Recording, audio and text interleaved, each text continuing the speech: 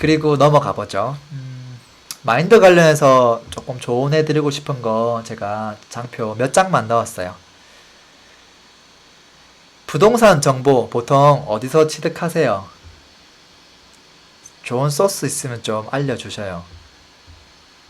저는 예전에 뭐 책 같은 거 보고, 그리고 뭐 강의 조금 듣고, 뭐 카페, 요즘은 또 블로그, 그리고 또 기술이 좋아져서 팟빵.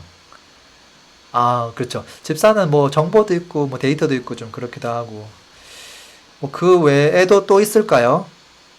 또 뭐 밴드와 같은 커뮤니티도 있을 거고요. 근데 보통 이제 그런 것들의 목적 자체는 대부분 다 어떤 도움이 되는 정보를 얻기 위함일 거예요. 신문 기사도 있죠. 당연히. 신문 기사는 사실 조금 계속 노출되고 내가 잘 모르는 단어들 조금 습득하는 용도, 저는 그런 걸로 좀 많이 활용했던 것 같아요. 특히 부동산 시작하고 1년 정도 항상 매일경제신문 부동산 코너만 봤던 것 같아요. 근데 지금은 이제 모든 신문, 그때는 매일경제 어플이 워낙 잘 돼 있었는데 지금은 그냥 네이버에서 그 신문, 진짜 그 신문 지면을 너무 쉽게 볼 수 있도록 다 잘해줘가지고 다른 신문도 같이 보시면 좋을 것 같아요. 자, 어쨌든 제가 하고 싶은 이야기는 뭐냐면, 우리가 되게 그냥 소소하게 정보를 얻으려고 이제 이런 것들을 한단 말이죠. 근데 사실 우리가 정보를 얻으려 하다가 된통 많은 것을 잃을 수도 있어요. 아세요? 되게 가볍게 생각했는데 우리가 되게 많은 것을 잃어버릴 수도 있어요. 그런 생각 해보셨어요? 무엇을 잃냐면 첫 번째는 시간을 잃게 되고요. 잘못된 방향으로 가면 뺑뺑 돌다가 허송세를 보내다가 나중에 돼서야 올바른 방법을 찾게 되는 부분들이 하나 있을 수 있고요. 두 번째는 잘못된 시각에 잡혀버릴 수 있고요. 세 번째는 실제 돈을 잃는 경우도 많아요. 그 정보 취득 그 하나로 인해서. 그래서 선택을 사실은 굉장히 잘 해야 돼요. 그래서 어떻게 보면 아예 선택을 안 하는 게 나을 수도 있어요. 혹시라도 내가 옳고 그름을 제대로 판별할 수 없는 수준이라면 어, 사실 그 매체들이 약간 위험할 수도 있어요. 근데 이제 제가 한번 쭉 보면 일반인들이 가장 먼저 접근하는 게 책인 것 같아요. 책. 그래도 책은 양반이에요. 제가 봤을 때. 왜냐면 아무리 잘못된 지식을 준다 하더라도 우리한테 주는 효과가 하나 있어. 뭐냐면 독서, 책을 읽는 습관, 그것을 주기 때문에 저는 그래도 책은 양반이라고 생각해요. 그 내용이 조금 부실한 게 있다고 하더라도요. 근데 이제 책 같은 경우는 검증하기가 조금 어려워요. 왜 항상 맞는 이야기만 하고, 그렇잖아요? 멋지고, 그럴싸하고, 대단한 이야기만 하기 때문에 검증하기가 사실은 좀 어려워요. 어느 날 갑자기 막 누군가 나타나서 막 책을 썼어. 근데 뭐 무슨 컬럼니스트라고 하는데 뭐 잘 몰라. 우리 모르잖아요. 이제 그러다 보니까 검증하기가 좀 어렵고요. 강의 같은 경우는 책보다는 조금 더 직접적으로 도움되는 부분이 있긴 하죠. 근데 사실은 강의 같은 경우는 그 강사의 어떤 컨텐츠보다는 들으러 가는 그 사람의 마음가짐, 그 자세가 훨씬 더 중요한 것 같아요. 예를 들어 볼게요. 몸짱이 되려고 운동하는 방법을 4주 정도 이제 들어요.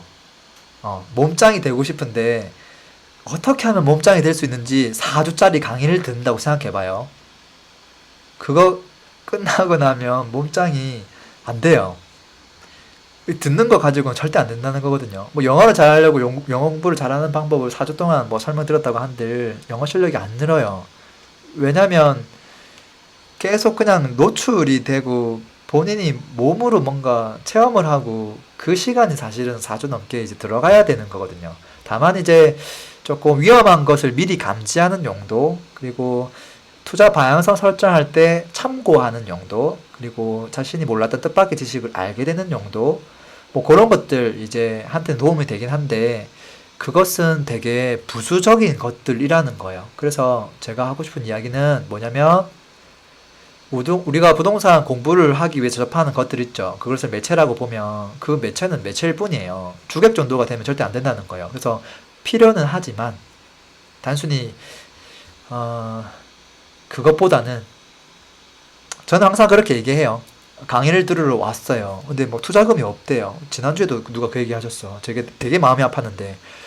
강의를 열심히 듣고 있는데 저는 진짜 종잣돈이 없어서 투자 자체를 지금 못해요. 그분은 강의를 들을 게 아니라 종잣돈을 마련해야 돼요. 아니면 지금 현재 종잣돈이 없는데 내가 하는 일에서 조금 더 알파 일을 해서 어떻게 종잣돈을 더 빨리 마련할 수 있을까? 그 연구를 하는 게 저는 더 선행돼야 되지 않나 싶고, 그리고 종잣돈이 있는 사람이라고 하더라도 강의를 듣기 전에 현장을 가야 돼. 무조건 어딘가는 가야 돼. 그래서 가보고 되게 작은 경험이라도 하고 뭔가 되게 아쉬울 때, 야, 뭔가 좀 쉽게 하는 방법 있지 않을까? 지금 내가 좀 잘못된 방법으로 하고 있지는 않을까? 그런 것들 이제 체크하는 용도로 그냥 강의를 들으시면 적당하지 않나 싶어요. 그래서 책은 자극제로 쓰시고 본인은 조금 현장에 그러한 환경에 많이 노출하시면 좋을 것 같아요. 그리고 강의 들을 때 여러 가지 종목을 듣지 마세요. 내가 부동산에 대한 투자를 시작한 지 1년이 안 됐어. 저는 그런 분들은 부동산 일반적인 그런 책, 부동산 일반적인 강의, 그런 것만 들어도 사실 그것을 다 소화하기가 힘들다고 봐요. 예를 들어서 내가 그냥 일반인이에요. 일반인. 내가 무슨 뭐 테니스 프로가 되고 싶어. 프로가 되고 싶은데 어떻게 바로 실전에 투입해가지고 이거를 뭐 왼쪽으로 치는 거, 오른쪽으로 치는 거, 뭐 스매싱 하는 거, 이거 배워봤자 무슨 의미가 있어요? 지금 기초 체력이 아무것도 안 돼 있는데. 그러니까 그게 필요한 게 아니라 그냥 1년 정도는 그냥 자극제 역할 하고, 계속 그냥 부동산에 관심 가지고, 모르는 키워드 조금씩 분석하고, 현장에 그냥 한 번씩 가보고, 그 정도만 해도 사실은 충분해요. 단지 그게 뭐 발전하는 모습이 전혀 안 보이지만, 사실은 자신은 잘 못 느끼겠지만, 어느 정도 습관도 좀 들었고, 그리고 기초 체력도 사실 많이 길러졌다고 볼 수 있어요. 그 상황에서 강의를 딱 들으면, 이 스펀지처럼 쫙 흡수하게 될 거예요. 스펀지처럼. 그래서, 강의가 하여튼 주가 되면 절대 안 돼요. 그리고 강의 중에는 뭐 그나마 괜찮은 강의도 있는데 위험한 강의도 되게 많아요. 제가 이런 강의 조심하라 몇 개 준비해봤어요. 첫 번째는 말도 안 되게 비싼 강의. 강의료가 말도 안 되게 비싼 강의들이 종종 있어요. 근데 보통 이제 사람들은 잘 모르죠. 그게 비싼지 저렴한지 자체를. 뭐 정규 강의가 뭐 몇백만 원 한다거나 예를 들어서, 또는 뭐 하루 특강비가 뭐 몇십만 원 한다거나, 그런 것들은 사실은 조금 과다하다고 봐요. 그리고 혹자는 이런 사람도 있어요. 내가 뭐 1개월 동안 내 모든 노하우를 다 알려줄 테니 소수정에 뭐 3명만 와라. 단기간에 다 알려주겠다. 1,000만 원. 자, 이거 뭐 올해 아니면 영원히 기회 없다. 뭐 그런 것들 대부분 다 사기예요. 이해되시죠? 그리고 그게 사기가 아니라고 하더라도 그것을 들으러 간 사람이 준비가 안 돼 있기 때문에 들어봤자 아무 소용이 없어요. 차라리 한 5년 동안 혼자 하다가 그때 가서 들으면 도움이 될지는 모르겠어요. 어쨌든 단기간에 누군가가 자신을 습득시켜줄 수 있는 부분이 절대 아니라는 거예요. 그냥 부동산 공부는 영어 공부하고 똑같아요. 영어를 잘하게 단기간에 만들어낼 수가 없어요. 그리고 검증되지 않은 강사들 있죠. 그냥 책 한 권만 쓴 사람. 그리고 그 사람이 과거에 어떤 일을 했었는지 증명되지 않는 사람. 갑자기 툭 튀어나온 사람. 그런 사람들 있어요. 오랫동안 지켜보는 사람이 좋아요. 예를 들어서 뭐 그 사람이 블로그를 한다면 그 사람이 예전부터 썼던 글이 있는지, 뭐 카페를 만들었다면 예전부터 운영을 해왔었는지, 뭐 그런 약간 증명할 수 있는 과거의 흔적, 그런 것들이 없는 사람들은 사실은 조금 위험해요. 그리고 그 사람들은 신기하게도 우리가 잘 알고 있는 투자 고수들하고 같이 교류를 안 해요. 왜 교류를 안 할까요? 교류하면 금방 뽀록 나니까.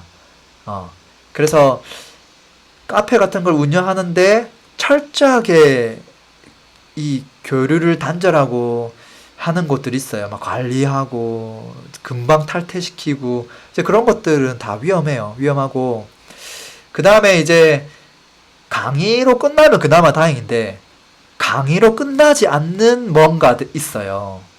예를 들어서 그냥 전반적인 부동산 강의를 한대요. 예를 들어서 2017년도 지금 부동산 대책이 나왔는데 우리는 어떻게 해야 될까요? 그런 주제였어. 근데 갔는데 나중에 끝나고 나니까 뭐 토지 상담을 또 이렇게 막 약간 글로 좀 가이드를 한다든지 그런 것들은 거의 조금 문제가 있어요. 제가 봤을 때. 그리고 강의를 수강한 사람들끼리 친해지게끔 만들고 커뮤니티를 만들어주면서 공투를 또 조장하는 곳이 있어요. 공투. 무료 강의도 사실은 약간은 문제가 있어요. 막 몇백 명 모아놓고 하는 곳은. 공투 같은 경우는 이제 상가 분양할 때 공투시키고, 그 다음에 그 택지 분양하는 거, 그것도 청약은 안 되니까 입찰하는 것들 중심으로 해서 또 금액이 한 4억 이상 되기 때문에 돈이 다 없기 때문에 거기에다가 한 30명 집어넣어서 인당 한 500만 원씩만 넣으면 다 할 수 있도록. 그러면 자기가 입찰가까지 다 찍어줘요. 그럼 무조건 당첨되겠죠. 왜? 조금 세게 쓰라고 할 테니까. 그럼 당첨되면 와 당첨됐다고 엄청 행복에 부풀어 있어요. 근데 500만 원 집어넣어서 뭐 잘 된다 한들 두 배가 올라봤자 500만 원 버는 거고, 사실 뭐 토지가 두 배가 오르는 건 아니고 그냥 뭐 조금 오르는 건데, 근데 그게 만약에 또 혹시라도 분위기가 안 좋고 잘 안 되면 그냥 끝나는 거거든요. 문제는 뭐냐면 그 공투를 시킬 때 그 참여비가 500만 원 이상 된다는 거예요. 그 인당 비용이. 그러면 내가 공투에 참가해야지 실전만에 넣어 들어가려면 500만 원 내야 되는구나. 500만 원 냈는데 500만 원만 내면 뭐 하나를 할 수 있대. 결국은 누가 돈 다 벌어간 거예요. 그 중간에 진행한 사람이 다 벌어가는 거죠. 다 문제가 있어요. 그 다음에 뭐 카페나 어떤 사이트 들어갔는데 되게 신격화 되어 있는 곳들 있죠. 신격화. 막 우상화 되어 있어요. 막 댓글 막 엄청나게 막, 와, 막, 너무 이게 이상할 정도로. 야, 여기 뭐지? 뭐 신도들이 모여 있는 곳인가? 할 정도로 댓글이 상식 외로 적혀 있는 곳들이 있어요. 근데 이게 계속 댓글을 보다 보면 그 의심의 눈초리를 내려놓게 돼요. 그냥 그런가? 정말 좋아서 사람들이 그런가? 근데 속지 마세요. 거기에 보면 관리 요원들이 다 있어. 관리 요원들이 다 있고, 그리고 철저하게 댓글 다 통제당하고, 조금만 이상한 거 적으면 순식간에 탈퇴당하고요. 그리고 그 댓글 달아주는 아이디도 이미 여러 개를 다 확보하고 있어. 자체적으로 하고 있으니까 그런 것들은 좀 조심해야 되고요. 그리고 이제 특강하고 나서 이제 특히 이제 무료가 많죠. 뭐 개인 상담 같은 거 받아준다고 이제 연락처 알려주는 곳들, 이제 그런 것들도 사실은 찜찜한 곳들이에요. 그리고 마지막으로 한 가지는 강사의 인성을 보세요. 강사의 인성. 돈을 많이 벌고 뭐 투자를 잘하든 못하든 간에 어쨌든 돈을 많이 벌고 그런 사람들은 인성이 그렇게 안 좋은 사람들이 별로 없어요. 우리는 이제 이런 생각하죠. 돈을 많이 벌었으니까 워낙 당당해서 강의할 때 되게 세게 하는 사람들이 있어요. 그러니까 당신들이 돈을 못 버는 거예요. 언제까지 그렇게 월급쟁이 생활하면서 뭘 하겠어요. 뭐 어쩌고저쩌고 하는 사람들이 있어요. 근데 잘 보세요. 성공한 사람들 중에 인성이 안 좋은 사람들은 사실은 거의 없어요. 그래서 사실은 인성도 조금 볼 필요가 있어요. 성공한 사람은 절대 그 참여자들한테 막말하지 않아요. 자, 그래서 제가 마지막으로 내린 결론은, 일단 결론은 현장이에요. 현장. 현장. 뭐 혹자는 뭐 닥치고 현장 뭐 이런 이야기도 하죠. 그냥 떠나시면 될 것 같아요. 그래서 너무 뭐 외로워도 조금 혼자 떠나보는 습관들 조금 들여야 되지 않을까 싶어요.